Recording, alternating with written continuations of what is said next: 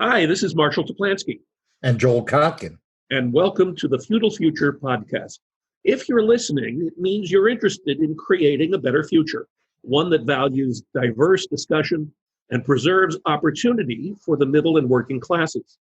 This is why we started the show, to bring together ideas and people that challenge the notion of a hierarchical, socially stagnant, and centrally programmed future.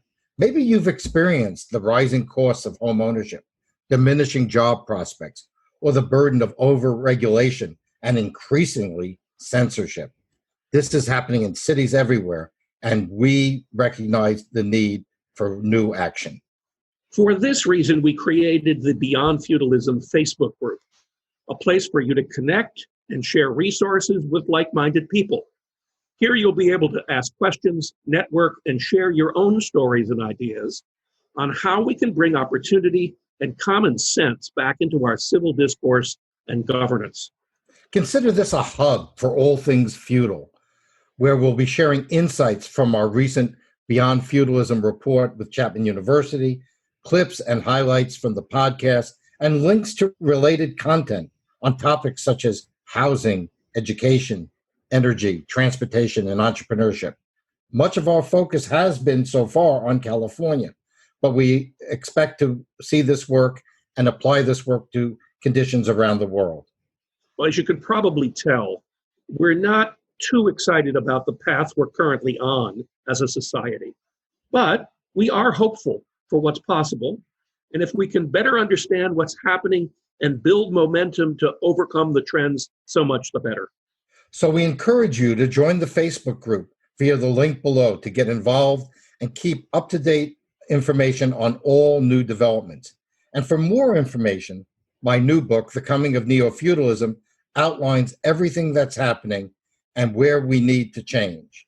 The link to that is also in the show description. So thank you very much for tuning in, and we hope you enjoy the show.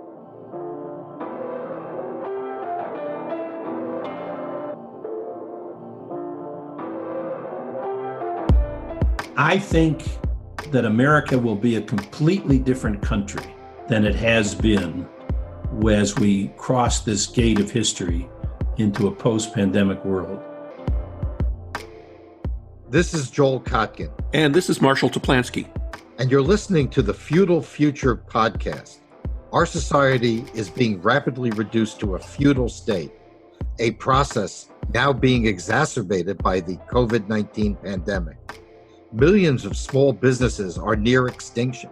Millions more are losing their jobs, and many others will be stuck in the status of propertyless serfs. The big winners have been the expert class of the clerisy, and most of all, the tech oligarchs, who benefit as people rely more on algorithms than human relationships. With this, around the world, the middle class is becoming more squeezed than ever. And it's having profound economic, social, and spiritual implications. Here on the show, we're having conversations with business, government, and citizen leaders like you to get to the core of these issues and explore how we can work together to form a better future than the one we're headed towards. Hello, and welcome to another episode of the Feudal Future podcast. I'm Marshall Toplansky. I'm Joel Kotkin. And we are delighted today to welcome Morley Winograd to the program. Morley serves as a senior fellow at USC's Annenberg School Center on Communication, Leadership, and Policy. He's the author of 3 books on millennials, including the latest, which is Millennial Majority. He's formerly Vice President Al Gore's senior policy advisor and chairman of the Michigan Democratic Party in the 1970s. Morley, welcome. Thank you. I'm delighted to be here. And I just want to just add a little bit to the bio is Morley and I have known each other for many years. And we Since the day I arrived in Los Angeles, actually. That's right. That's right. You know, you and the conquistadors. Yes. But basically, we worked in the Democratic Leadership Council and also with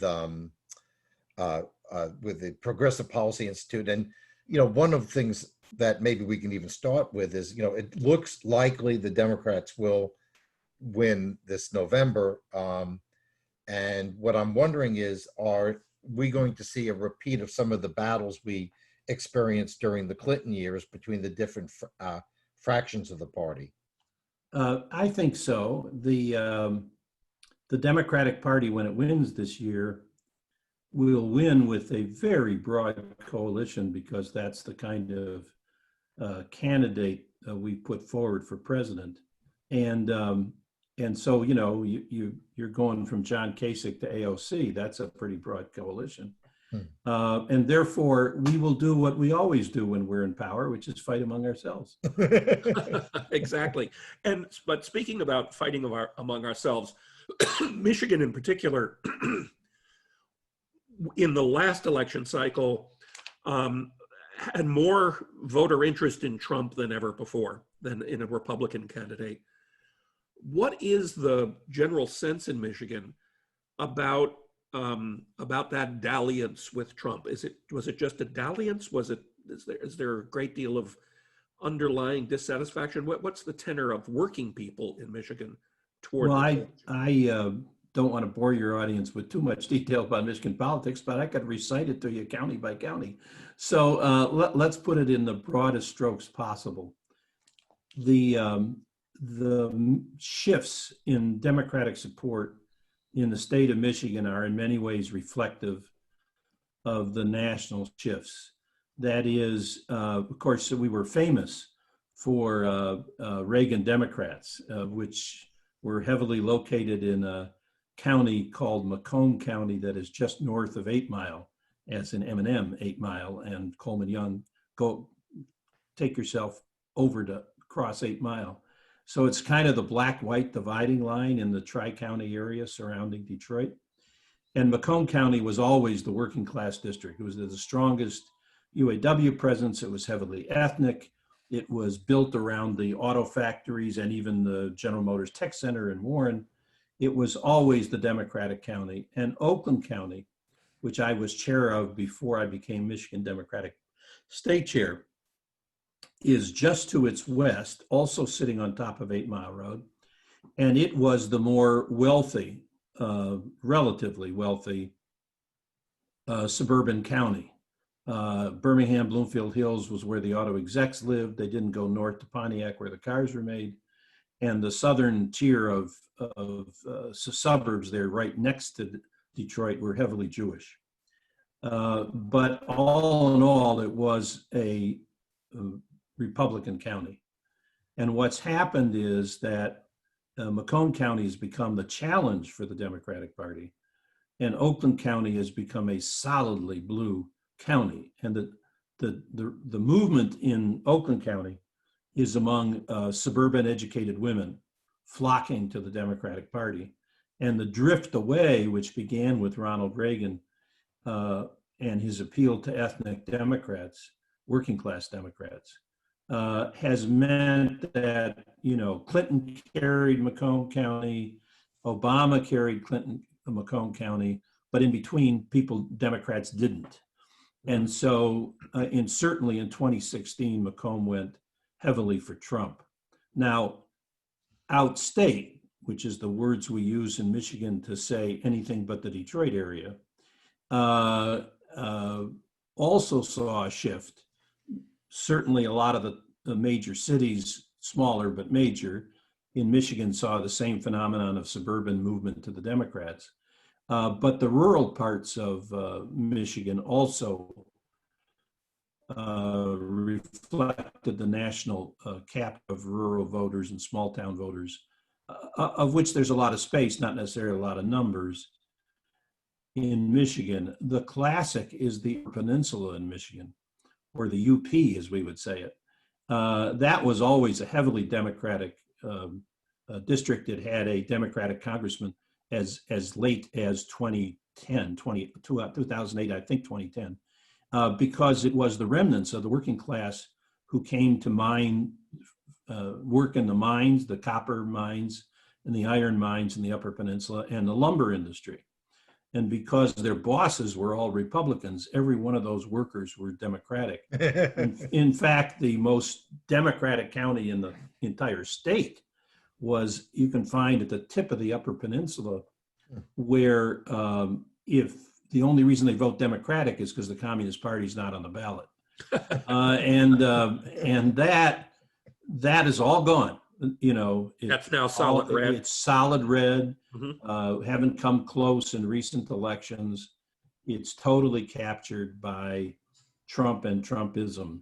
Well, so time seems to have moved on, though, in Michigan. And with the growth of millennials in the mix. I mean, how has it all affected the shifts over time? So, of course, Detroit went bankrupt, lost population, started losing population the day Mayor Coleman Young got elected mayor, and everybody fled across 8 Mile Road as he asked them to. You can watch all that in a great Clint Eastwood movie, the GTO movie or whatever. Gran Gran Torino movie. Yeah. Great movie. It's perfectly captured. But millennials came into Detroit after the Great Recession because it was one of the very few affordable housing markets in the country, and particularly in an urban area that didn't dissuade millennials from living in it, in settling in it, and starting up the restaurant and bar scene and so forth.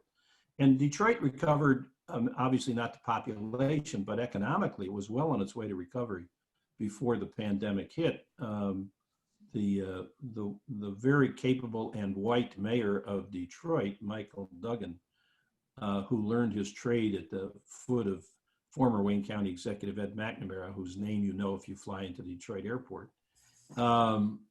has proven to be an extraordinarily effective and capable leader. He was always a great politician. We worked closely together in the Gore years, but he's done a remarkably good job. And so Detroiters are no longer fleeing the city or hanging out in the suburbs. What's happened is they were culturally, particularly in Macomb County, culturally repelled by the Democratic Party in 2016 and its candidate. And when that all went away and the very smart and politically astute Gretchen Whitmer got elected governor, the whole dalliance with Trump became a minority position in Michigan. And it's not only heavily favored in the polls, but it hasn't shown any sense of returning to what was essentially a 50-50 election in 2016 this time around.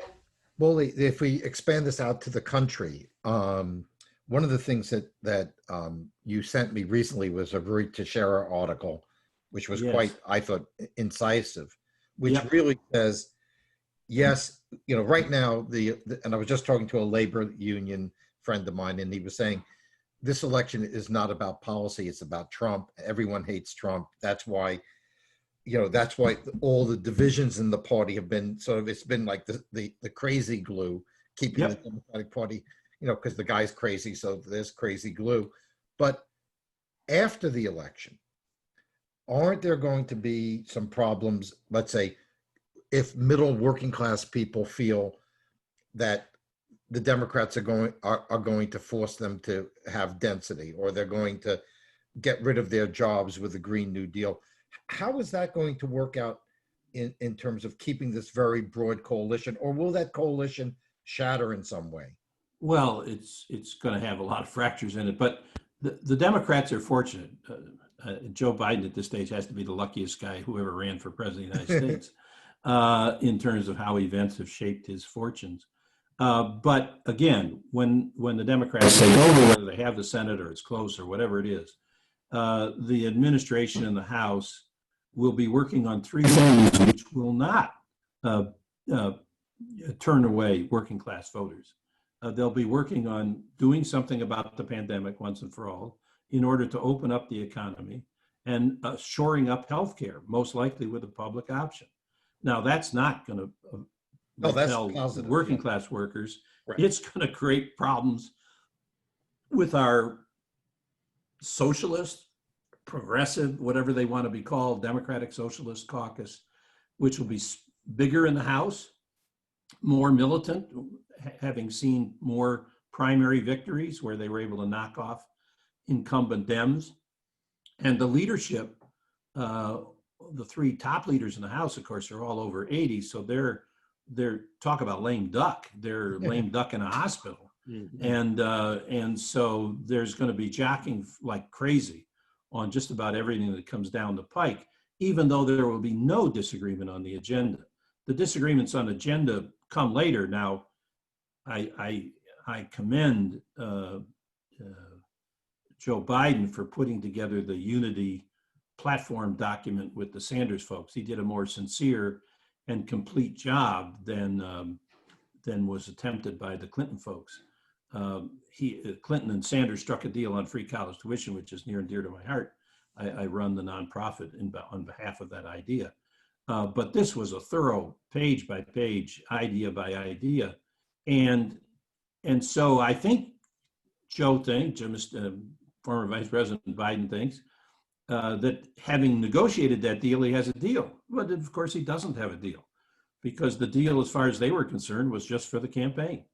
And so when President Biden, should he attain that post, announces that his new Green Deal is a jobs program and his climate change program is a jobs program, and they want to put iron workers to work capping the deserted wells in Pennsylvania, and that's part of his climate change proposal, that's going to cause a lot of ripples in the coalition.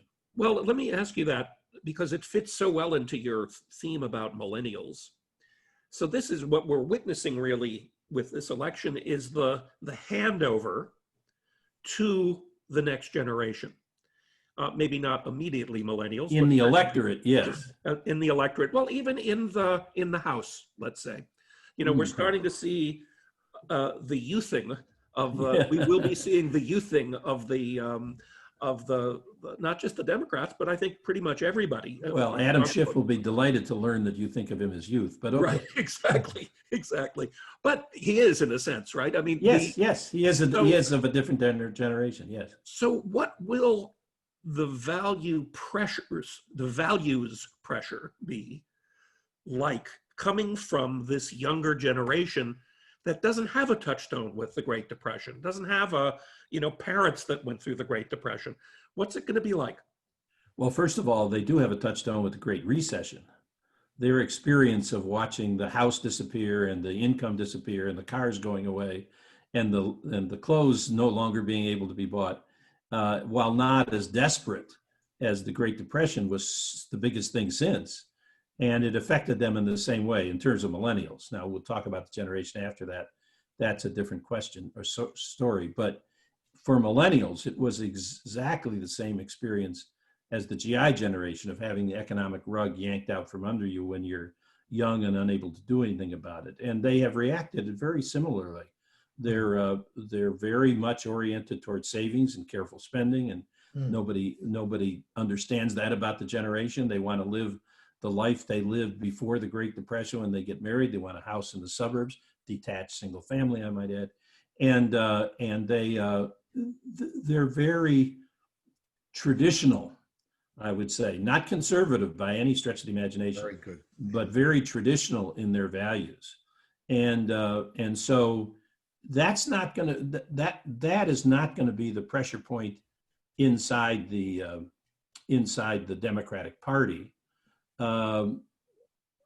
But they are concerned about the fact that nothing works anymore, and their pragmatic idealisms. They want more social justice. They want more economic equality.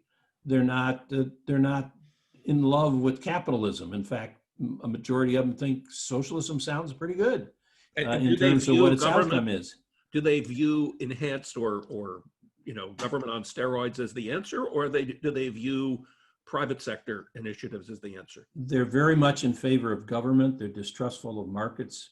That is, after all, what collapsed upon them when they were young. But you can't equate government to the federal government. So they're often looking for solutions at the local level. The entire free college movement started in a community in Kalamazoo, Michigan, and has grown to a nationwide movement. It moved up from communities to states, and it'll be moving into the federal debate thanks to the Democratic Party's united platform. But that's not where they started, and it's not where they often start. They usually, when you ask them about climate change, for instance, okay, so first they organized recycling, and then they took on their local college campus and its overuse of fossil fuels, and then they did, but they don't do anything nationally. They can't.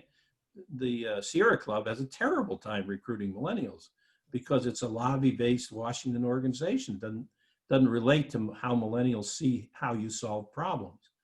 And so if the federal government's run by a bunch of former New Dealers, like the people in power now, and certainly Bernie Sanders followers still longing for those days of 80 years ago, they're going to be disappointed in terms of millennial reaction to those ideas. They're not interested in bureaucracy. They think technology is something that ought to be used to make things more efficient. They don't have the old left's suspicion of technology. They consider it part of their day-to-day life. And so there's going to be this generational perspective gap that will be strongly felt. People under 45 in this country are voting one way. People over 45 are voting a different way. The millennials are heavily oriented to the Democratic positions, not so but party, but candidates, 2-1. But that doesn't mean they embrace the current regime. Yeah, so it's very much as if I'm hearing you and your perspective, the likelihood of this being a rekindling of grassroots democracy, participatory civic engagement is strong. It should be and will be. And by the way, there won't be any conversation after this election about, well, they don't vote. Yeah, because they're standing in line as we talk right now. Well, in fact, with mail-in vote balloting, the election's already done. Yes, exactly. We just haven't counted it up yet. Yep. Just a couple of things I want to cover. One is Roy's argument that some of the social opinions of the cancel culture, things like that, may not, may become a problem for Democrats. I just wrote a piece, and one of the interesting pieces of research is social media has a lower credibility among Californians, for instance, than the pot industry does.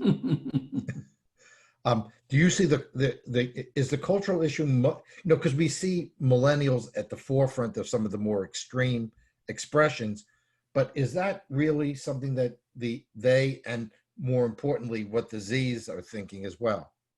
Identity politics is going to be a problem for the Democratic Party. It's made a lot of accommodations to it. My generation, in fact, I was born the same week, the same year as Joe Biden, the silent generation candidate announces that he's going to put a black female in the Supreme Court. Well, that's a nice tribute to identity politics. I'm not sure that that's the only way to think about a Supreme Court justice, but it's the way the coalition is holding together so far is that everybody is committed to doing something about improving racial justice and getting rid of systemic racism. When you get down to what you want to do about it, Biden says, well, I ain't defunding the police. That's not where I start. So suddenly it becomes a kind of a different issue when you can't simply do identity politics by personality and have to do it by substance. And that's the first of the 5 that Rui mentioned in his excellent piece that will hang up the left. There's an excellent book. I only wish I can ever remember the title that I'm reading now. It's about the caste system in America. It's Oprah Winfrey's book club thing. And the author points out that America does not have so much of a racial injustice problem as a continuation and dedication to a caste system built on color. And the reason we had such a gigantic reaction, starting with Tea Party and moving on, to President Obama's election as president was that a member of the lowest class became a success. And in a caste system, there's nothing more threatening to the next rung up than the bottom rung having a success. And so a lot of this cultural reaction is from whites, not the educated, privileged whites, but the ones who are actually threatened by any significant shifts in economic opportunity because they're barely hanging on. It was a reaction to that suddenly becoming a real possibility. And Trump captured that concern very well in trade and jobs arguments, and certainly on immigration, but in a lot of the touchstones and dog whistles of his campaign. President Biden, should he be successful, will have to address that issue. Yeah. So what do you think is going to? And that'll be a challenge because he's got to maintain his coalition. It's more important in the long run for him to have a continuing growth in allegiance from younger voters than older voters. Older voters, I hate to tell you this, die. So what happens to that? What happens to that polarized, militia-oriented right-wing side of life? Do they just go away? Do they continue to be activist, recidivist group? Or what happens? Marshall, that's a wonderful question. I was chairman of the Michigan Democratic Party at the height of George Wallace's campaign, successful campaigns in Michigan. He won the Democratic presidential campaign primary in 72 and 68, 72 with it, whichever one, before he got shot, and in Michigan. And Michigan's politics were torn apart on the cross-district busing issue in that same decade. And so I can remember, it had to be before 72, because before I was elected state chairman, I can remember chairing an Oakland County Democratic Party meeting in which the Wallace faction was the largest faction in the audience. And talk about a shock to the UAW guys who were sitting there saying, what the hell is this? It was very traumatic, and it all went away. And when you think about how it went away, some of it became part of, Reagan supporters, Reagan Democrats, whatever. Some of it just went underground, moved on, and none of it found a home in the Republican Party, interestingly enough. Some of them went off to Livingston County and joined militias, but that's a whole other question. And so I think about, I think former Vice President Biden's phrase was, the hate went under rocks, it didn't go away. And I think that's probably what's likely to happen. It will be militant and visible for a very short amount of time. And then when the consensus says that stuff is no longer acceptable, it'll go back in the shadows and they'll talk among themselves. And I don't know where it'll go from there. As we move into a world, this is particularly relevant, I think, for Michigan, but as we move into a world with AI and machine learning projected to replace so much manual labor, not just in the manufacturing sector, but in services sector, I wonder whether this level of frustration will just get worse as those technologies take over. But it won't be just white people who will be affected by it. Actually, right. It'll be Hispanics and African Americans in particular, I would say. If you go on the assembly lines in Michigan, that's already part of the workforce. Yeah. And so I think education will continue to be a defining characteristic of American politics and economics for a long time. That's why I'm working so hard on making college tuition free. I think that America will be a completely different country than it has been as we cross this gate of history into a post-pandemic world. I can't tell you all of the dimensions of what that new America is going to look like. It's going to be very focused on at the political level on remaking American society into an more equitable, more inclusive, fairer place, which is what millennials want. And resistance based upon ideology from the left or right will not be tolerated. Yeah. Well, I've got, while we're talking about your education agenda, I'd love to drill into that for just a second, because a lot of viewers of this podcast are students and members of the university community. Yes. There's one thing in having free tuition, obviously creates great equity, the social benefits are strong, but what kind of educations are we talking about? Does education itself need to redefine what it is in order to be more relevant for people in the next century? One of the things we can't let happen is any attempt to centralize and make more uniform America's higher education system. Its brilliance is in its decentralization and variety. It's always going to have room for private colleges and universities, which we don't want to make free, by the way. That's not a good use of taxpayer dollars. So when we talk about fixing higher education to make it more of an engine of economic opportunity than it is today, we're really talking about making sure people have access to, at minimum, an associate's degree out of community college. There's all this talk about, we need skill certificates and we need plumbers. Turns out we actually have a greater demand for philosophy professors than we do for plumbers, but that's nevertheless the catchphrase. And all that's important because it will help, particularly in the construction industry and other place-based industries. It will help mitigate the impact of AI and automation because the jobs can't go somewhere else, so you sort of have to do what you got to do. But that's not where the future of economic wealth is. That's a nice middle to lower middle income future. For those who want to be more successful than that economically, they're going to need at least a 2-year degree. And it's at that level where we're currently shortchanging the people in America in terms of denying access to elite universities. That's nice. We ought to stop doing that. But in the meanwhile, we ought to make sure everybody who wants to go to college can and get a degree without becoming in debt for the rest of their life.